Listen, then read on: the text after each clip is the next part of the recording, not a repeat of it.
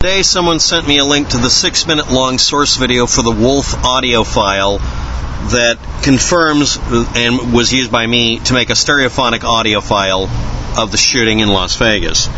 These are the last frames in the video. It wasn't completely black. He pulled the phone out of his pocket and shut it off. One of the frames was upside down, so I've corrected it. This is the normal one that you see. It shows him walking down the sidewalk. The location he took from that moment at 6 minutes is what this video is about, nothing else. This is that frame that was upside down. Now, most of you already know what this looks like if you've investigated Las Vegas already. I'm going to then clean it up, straighten it up, and show where it was taken from most likely. So we'll be looking at an image I've altered from the original frames. These original frames will be dumped on the internet so you can look at them. Most of them are black frames. It's mostly an audio file. So here we go.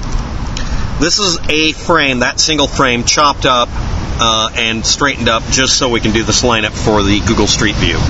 The only thing I'm going to have you pay attention to first is the shape of the building in the background here and the position of these lights. That light there, this light, and this is a pair of lights here at minimum, and we're going to ignore the rest of it except that this is probably a post. This was taken as the camera was being flipped upside down to right side up, and it's blurry, as you can see from the streaming effect visually.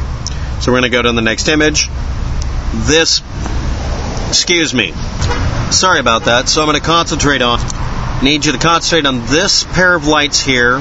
There'll be a light here and a light here. And now we'll try going to Google Maps and see what new feature it grew. Here we go. Here's a pair of lights here, Street View. One lamp here. This is the other lamp, and this is a pole that apparently has no lamp on it. And here's the shape of the building. Now I'm going to go back to the previous image. There's that pole there. It's not going to line up perfectly. There it is there. Go back here. Here's a pair of lights here. And it's actually this and then this one. And then we have the light over here. And it lines up over there. It's not a perfect lineup because Google Street View is not perfect. Everything else, including the building shape, seems to match up pretty closely, as well as the spacing between this part of the New York complex and this spacing apparently visible here. We go back, we see this small spacing here, and it's obviously the same thing.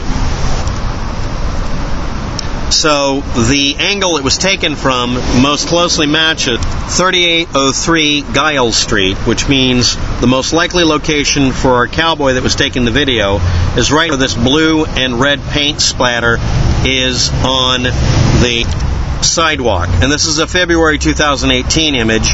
That paint may be new, but that's the most likely location for him. And the background imaging here, we see the metal posts and that sort of thing and trees.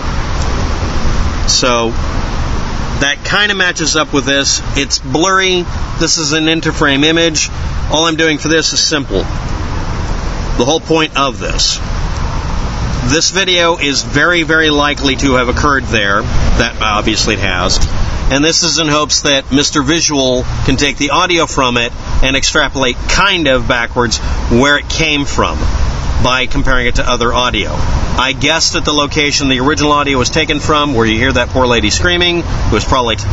And I'm sure that between him and Mr. Burgundy, they should be able to figure out where this actually happened at originally as the starting point. Thanks for watching. Have a good day. Good luck with that. And this is a addendum to the synchronization video I made, where I made a stereophonic first-person effect out of it. And yeah, it's a 6-minute long video, or longer. It wasn't the short one that was presented by the other channel originally. Thank you.